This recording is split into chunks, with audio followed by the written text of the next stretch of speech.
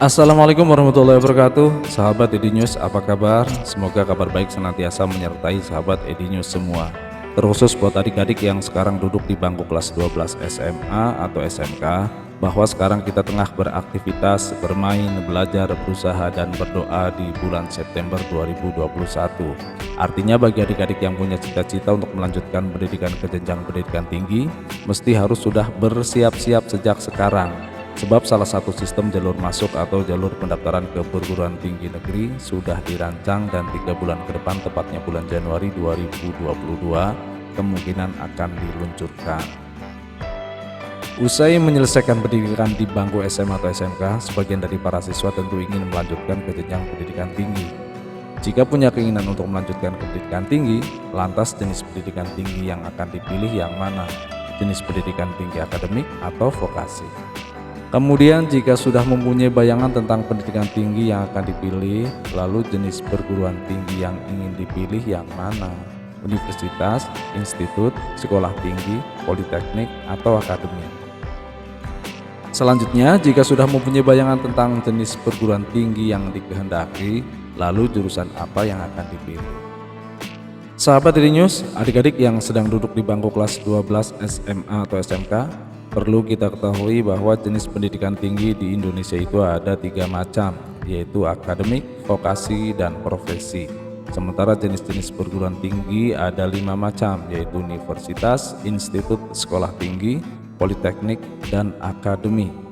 Dari 3 macam pendidikan tinggi dan atau 5 jenis perguruan tinggi, berdasarkan pengelolaannya ada 3 macam, yaitu perguruan tinggi negeri, perguruan tinggi swasta, dan perguruan tinggi kedinasan. Oke, tentang jenis pendidikan tinggi, jenis perguruan tinggi, serta perguruan tinggi berdasarkan pengelolaannya tidak dibahas, mungkin akan dibahas di lain waktu. Tapi yang sekarang kita ulas lebih ke sistem jalur masuk perguruan tinggi negeri yang sebentar lagi akan diluncurkan. Ya, sebentar lagi, karena waktu 3 bulan dalam dunia pendidikan itu berasa sebentar. Jalur masuk perguruan tinggi negeri yang dimaksud adalah SNMPTN. Selain SNMPTN, nanti ada jalur lain, diantaranya SBMPTN, SMPTN, PMDKPN, dan lain sebagainya. SNMPTN merupakan seleksi masuk perguruan tinggi negeri yang dilakukan berdasarkan hasil penelusuran prestasi akademik dan atau portofolio calon mahasiswa. Penyelenggara SNMPTN adalah Lembaga Tes Masuk Perguruan Tinggi atau LTMPT. Adapun jenjang yang bisa dipilih adalah S1 dan D4.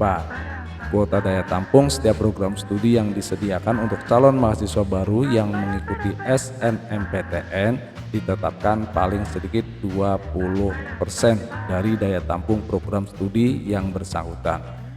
20% dari daya tampung program studi ini tentunya disesuaikan dengan daya tampung perguruan tinggi yang dituju atau dipilih.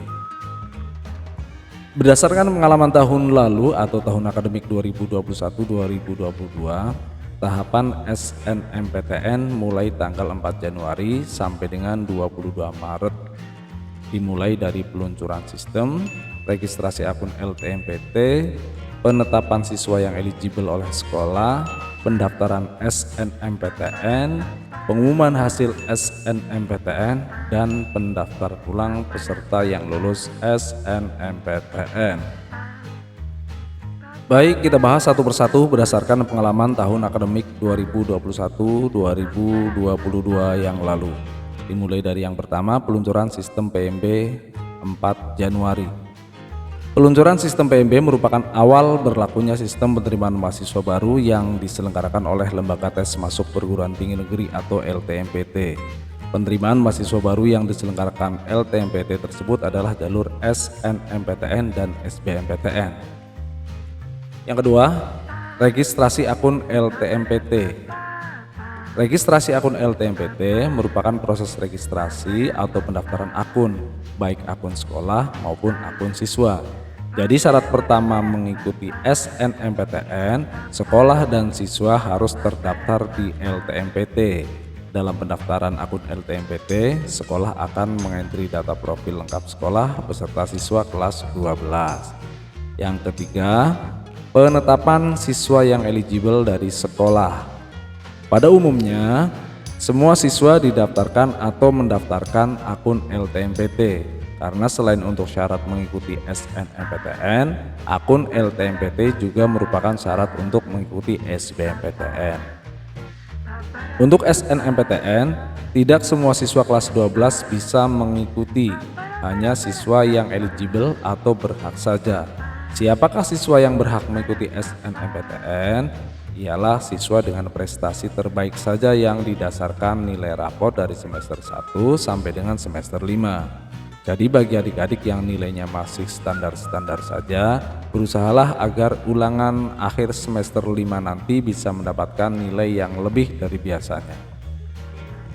Untuk siswa dengan nilai terbaik pun ada pembatasan kuota, yaitu sebanyak 40% tiap jurusan untuk sekolah terakreditasi A, 25% tiap jurusan untuk sekolah terakreditasi B, dan 5% tiap jurusan untuk sekolah terakreditasi C.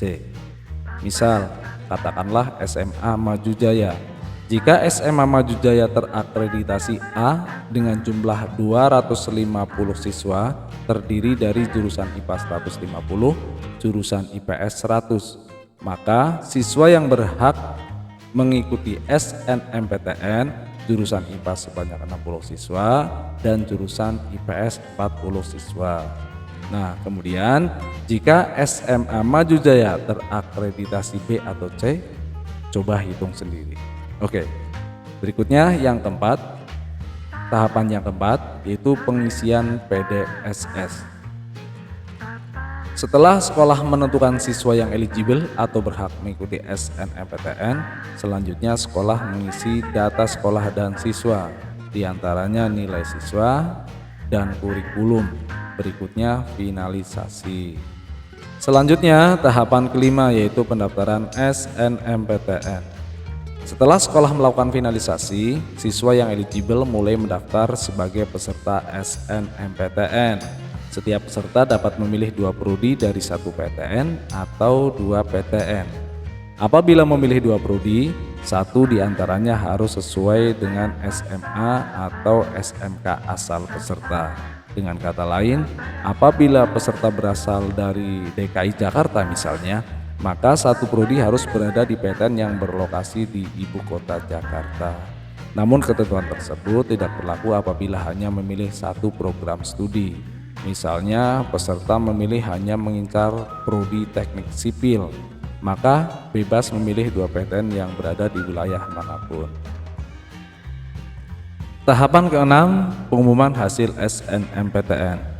Pengumuman hasil SNMPTN nanti bisa diakses pada laman resmi pengumuman SNMPTN dengan cara memasukkan nomor pendaftaran dan dikombinasikan dengan tanggal lahir.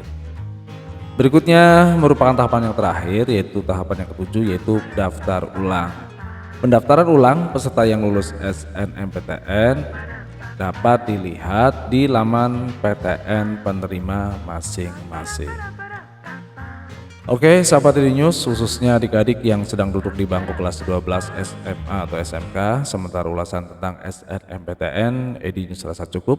Kalau ada pertanyaan bisa tulis di kolom komentar. Jangan lupa terus semangat belajar untuk dapat meraih impian dan cita-cita. Sekian, salam sehat dan wassalamualaikum warahmatullahi wabarakatuh.